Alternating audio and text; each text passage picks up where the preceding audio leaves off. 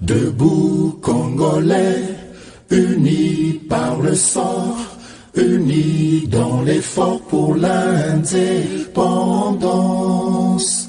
Dressons nos fronts, longtemps courbés, et pour de bon, prenons le plus bel élan dans la paix.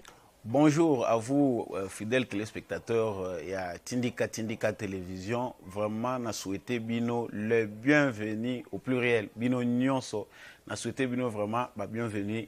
Vraiment, une émission oyo préférée Debout Congolais. Émission zola musabino ba Congolais zo sala ki biso tout ba Congolais to telema elongo pe na bolingo nde mboka na biso Congo ezoko ba kokende liboso na kanti mboka moko te tongama sans bolingo. Merci vraiment na mwana mboka Rifé Kisombe, Papi Kelly, en plus vraiment salutations pour bazo sala ki émission oyo komaka na bitando na bino. Bon continuer vraiment toujours ko linga chaîne na bino na remercier bino pour na fidélité. Ndenge bozo continuer ko soutenir biso, ndenge bozo continuer ko commenter pe ko réagir na émission oyo comme d'habitude. Merci à vous qui nous suivez de partout. Nayebi que vraiment c'est le monde entier. Ba Congolais nyonso partout vous êtes éparpillés dans le monde comme ici précisément à l'intérieur du pays. Nayebi que bozana Kinshasa, bozana Lubumbashi, Mbujimai, bozana na Nord Kivu, Sud Kivu, na ba Congo, pe na ba Équateur, na ba province nyonso na tangité. Vraiment tous ensemble toujours na kati ya ko décrypter pe ko analyser l'actualité na biso comme d'habitude. Lelo na zozo nga lisusu na élément moko kaka très important o tozo analyser lelo ezali likambo ya Seni.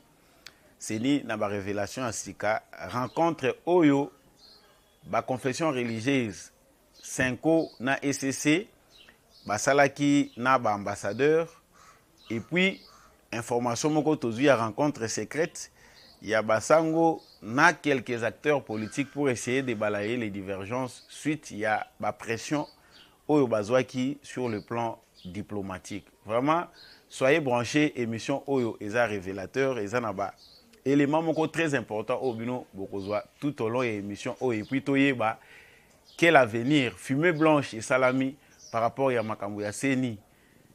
Avenir nini ezali koya par rapport à l'élection, vous allez le découvrir tout au long de cette émission. Comme je venais de le dire tout à l'heure, ba sango ba confession religieuse toloba. Senko na ECC o baza d'accord te na procès verbal o ezalaki déposé na 6 autres confessions religieuses. Les alibas musulmans, l'église à réveil et les autres églises où ils allaient conviction noire. Et puis l'église mususo totangité. Bon, kendaki kokuta na ambassadeur, na bokuta na bango na ambassadeur, ils ont remis encore reprendre feuille de route na bango oyo bango bazana ngo posa par rapport ya ba élection ndenge elekelaka na Congo. Nous sommes sans ignorer que toyebi ke makambo lobamaka oyo balobaka officiellement yango te oyo bango basalaka na nkuku ndenge balobaka na lingala. C'est-à-dire il y a des choses oyo bango ba présentaka officiellement pour embellir ba propos na makambo oyo ezali ko se passer à l'interne. C'est-à-dire à l'intérieur, ce sont les intérêts divergents mutuna mutazo luka epai wapi akokolela kwanga na ye comme d'habitude ba kopese salima ebele se créer déjà ebele autour. Il y a une réalité politique na Congo. Vraiment, tout site le bela ngoma mingi comment business se développe ka ndenge nini et comment capacité pour na kopekisa mutu oyo déjà assez mesana na mabe.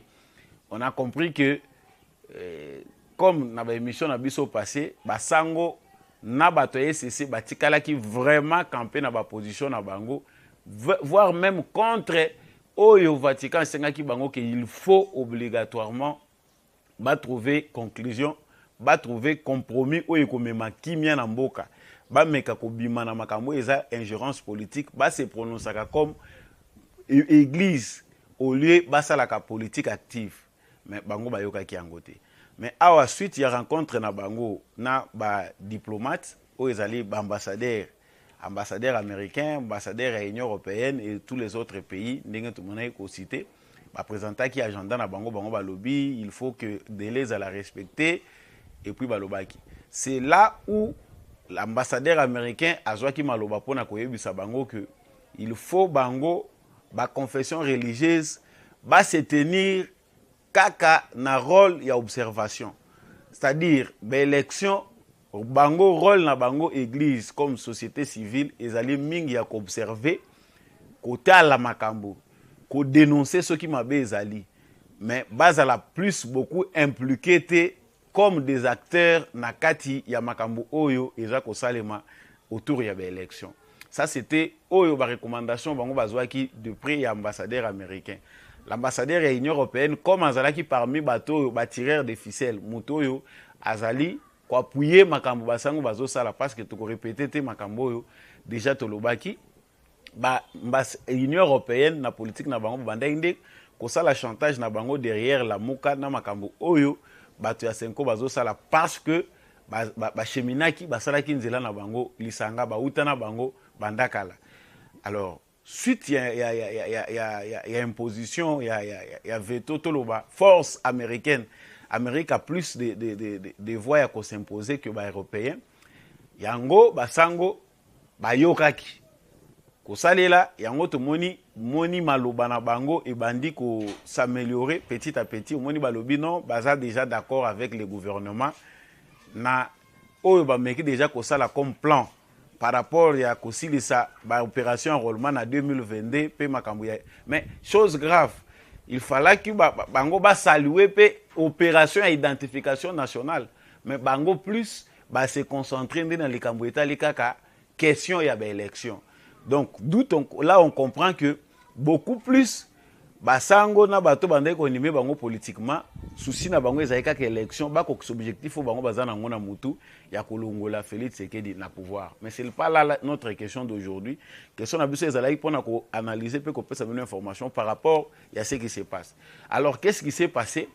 Donc ils sont recommandés bazui to ko benga ngo injonction to ko benga ngo recommandation, ce sont des mutu ba yebi ba relation oyo bango bazwakana ba diplomate, parce que si ce sont des gens sérieux normalement ceux qui réellement bango balubaka pour le peuple congolais bazalaki bato moko besoin incarner vraiment où ils allaient désir à peuple congolais na kanisité que bazala na besoin ya ba diplomate pour bango ba sala malamu na kanisité na banzité que bango bakozala besoin bazala conseiller to bazo ba recommandation de la part ya ba chancellerie occidentale pour ba pona voir nini bango bakoki kopona ya malamu to ya mabe. Alors lorsqu'ils ont reçu ba recommandation bango bazui, alors on a essayé d'organiser une réunion importante parmi lesquelles il y a eu quelques membres du bureau et assemblée nationale na ya Sénat autour il y a envoyé ya batu ya 5 na SCC. Nous ne pouvons pas dire banani oyo bazalaki na kati ya réunion wana, mais les conclusions oyo et bimi na kati ya réunion wana ezali que une fumée blanche déjà se dessine autour ya makambo ya Seni. Donc il y a un plan qui sera appliqué. Difficile de dire qu'on va maintenir la candidature de Kadima, mais nous le verrons très prochainement. Vous verrez que Bango Basango va changer langage, parce que comme d'habitude c'est comme si les Congolais, pour avoir conscience, il y a la malam pour n'amboka na Bango, basé la candidate injonction et où à l'extérieur, pour trouver la solution à malam. Ils allaient soni mingi pour na ba responsable na biso religieux, ba autorité religieuse na biso, basé la kalokola bana mike d'être manipulé par les politiques et les occidentaux, basa la bango pression pour finalement emprunter voie à sagesse. Donc, le côté de Félix Tshisekedi, il a déjà donné une réponse où ils ont balayé la critique na bango nyonso. Parce que bango babandai ko kende déjà na voie ya kolinga ko accuser Tshisekedi injustement qui Alingi a violé la constitution, Alingi a retardé l'élection, élection il faut ça les manadélé, alors que même ton comité na date wana na nous peut tout moni angote, même s'il y a un retard du point de vue technique, mais techniquement c'est possible que élection est à la priorité, bien que l'identification est au Salem. Nous venons de voir que le gouvernement a payé bango réponse.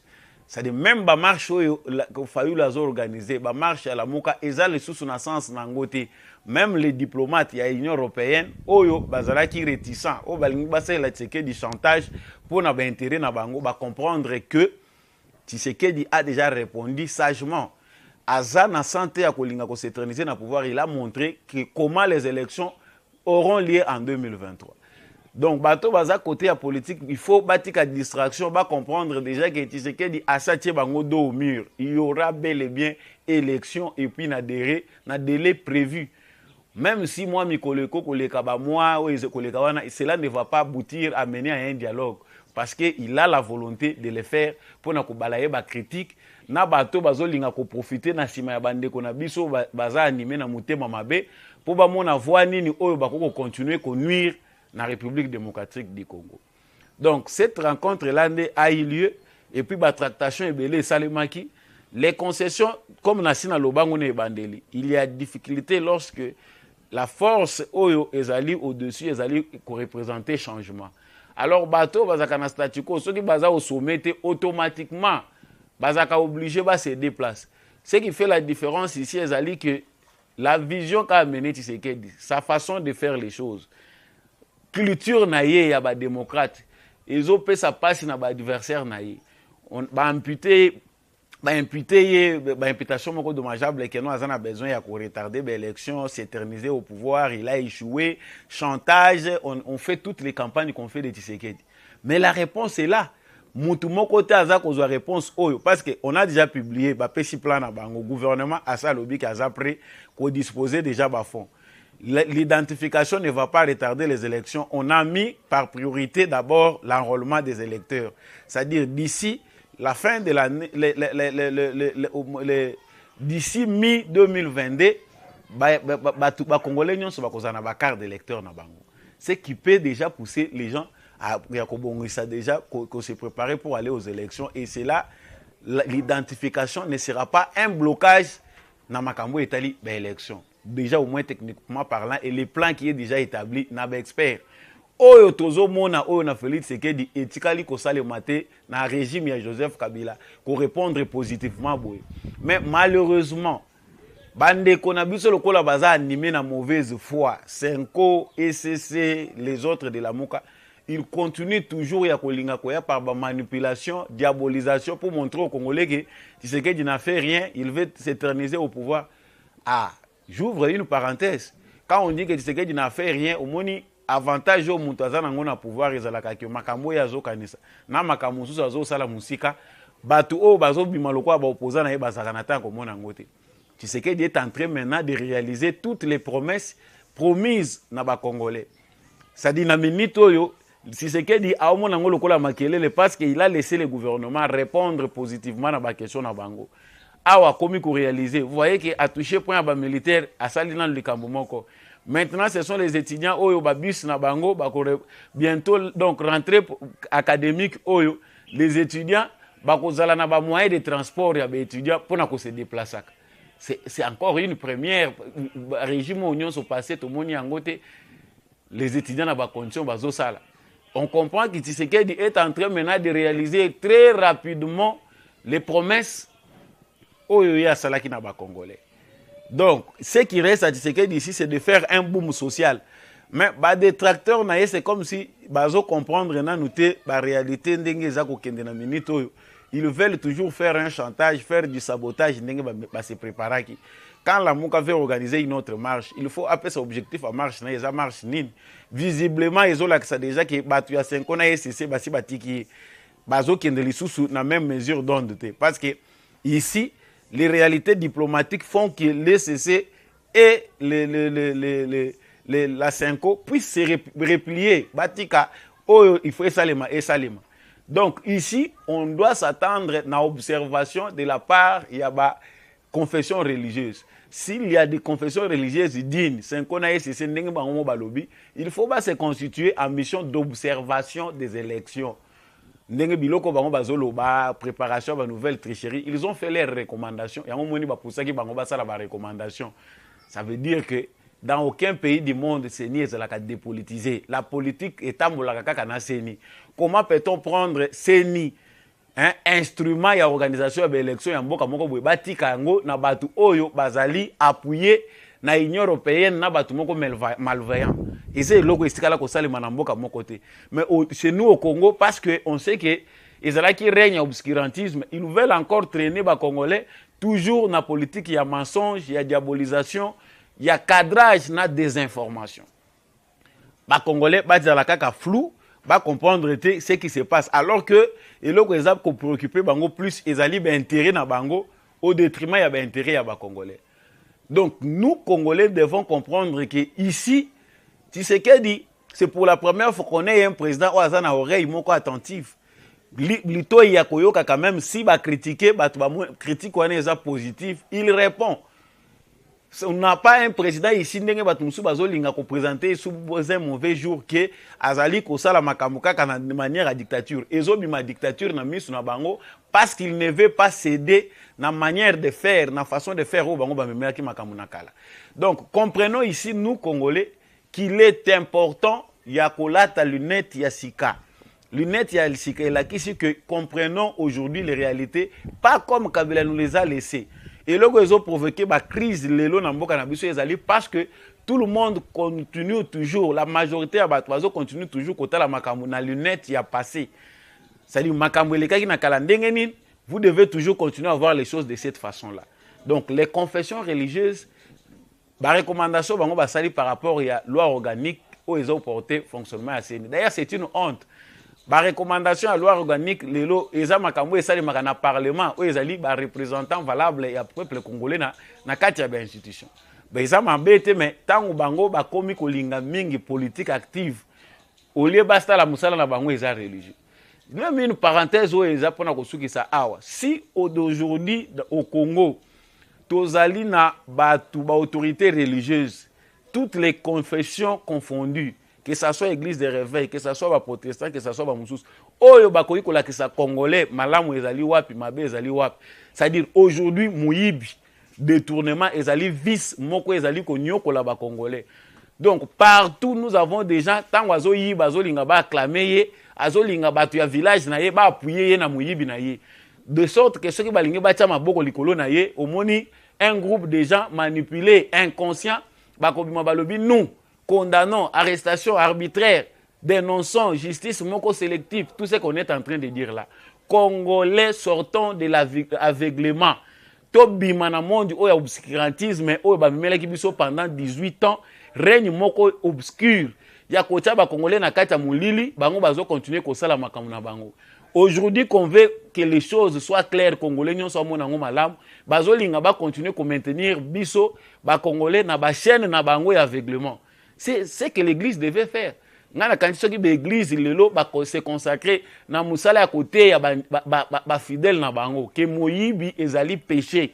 Soko yibi ko tia dimite. Soko yibi ko ya ko tonga nango ndako nzambe te parce que ça no musala apunda. Je pense que ils auront bien contribué. Soki bazo te lelo aujourd'hui on a des églises qui ozo tongama na mbongo ya moyibi ya l'état. Quelqu'un qui vole l'argent de l'état zo ya ko vendre na ba église pour atongela ka bato ba église. Po ba pasteur oyo bazana vocation te ba bengami na bango te ba continuer ko aveugler ba congolais. Voilà très cher congolais, j'avais voulu vraiment toyer ba réalité eso s'est passé parce que ba tobele bazo mituna et to komi wapi na makambo aseni komi wapi. Déjà il y a une fumée blanche bien qu'ils a d'abord officieuse mais déjà ils ont na makambo zo la que ça déjà que bazal sous sa mesure donne de mon côté bato et opposition. Les gens de la Mouka, Bafayulu et les autres oyo bazalaki mingi côté la seni côté de la Senko, loko l'appui na bango na SCC ba yango que la diplomatie a déjà fait son choix. Par rapport à Félix Tshisekedi, comme je venais de le dire, il faut pas comprendre en gros que à la longueur d'avance, les gens parlent des élections, mais tout le monde a bien élection, ils vont chercher à parler autre chose. Nous devons passer cette transition en douceur. C'est-à-dire, il faut pas kundama, causer des soucis. Ce sont des gens qui vont détruire beaucoup pendant plusieurs décennies. Et bazolinga ko s'effacer dans la scène politique congolaise. Objectif na bango ezake basimba bango te. Ceux qui balinga basimba bango mauvais mboka ekabwana, bango il faut batika la kaka na part de gâteau na bango. C'est ce qu'ils veulent appeler crise, mais ça ne s'appelle pas crise, c'est une transition pour to réformer classe politique na biso pour encourager la classe politique na biso.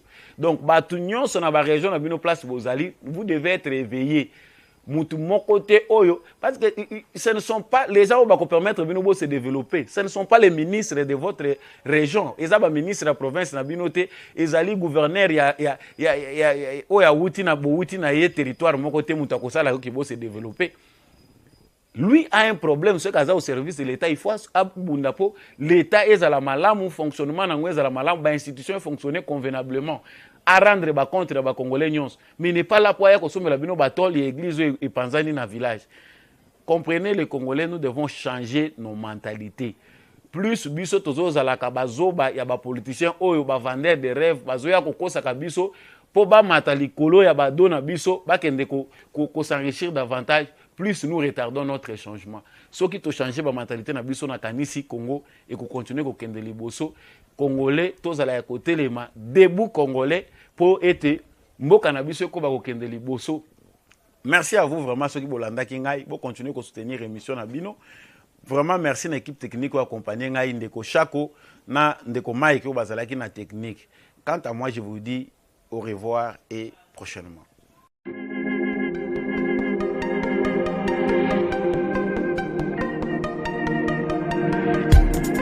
Après 25 ans d'expérience, eh oui, de 1995 jusqu'à ce jour, Elton Store, l'unique shop congolais de Londres, la Grande-Bretagne, où il est Londres, et ça lui cause la fierté à la communauté nabiso, et surtout, il y a un homme d'affaires congolais sérieux dans la diaspora. Oh yes, yes, yes, yes. C'est créé Elton Store et Zali Kakamoko, le sérieux, à quel na service qui t'a qu'on a client naïe. Avec ma produit naïe, où il y a première classe, il y a qualité supérieure. Oh, il y a ma bombe à Elton Store. Oh yes, mon crime bimbe yeba. La maman à Londres va confirmer. Elton Store, c'est le berceau des produits cosmétiques. Il y a solo produits originaux. Et yes, les alipes perso il y a produits alimentaires, naturels et organiques. Au travers de nos produits cosmétiques, Elton Store détient le secret. Secret ya solo, où ya poso ya maman moi c'est qui toko. Poso ya moi so penza basali kolula, poso ya moi so mobala kotala ya lembate. Poso so ko tamboli masanga sima. Eh oui, yango ne ba produit zo te kama na kati Elton Store. Na ba produit alimentaire, où ya Elton Store, yango de secret ya cuisine ya maman congolaise. Eh oui, nyonso ko so penza mobali na yo ezali. Pondu, matembele, ngai, ndole, fumbwa, ndunda, bilembwe, oyo nyonso penza, oyo kobonga pona cuisine na ezali. Oh yes, yes, yes. Olingi mobali na yo asepela na yo libela na libela. Olingi mobali na yo atala ka yo lokola mwasi azali kolula sika. Oh yes. Olingi mobali na si sabiloko nyonso tela ka ye na mesa. Secret zali kaka moko. Elton Store.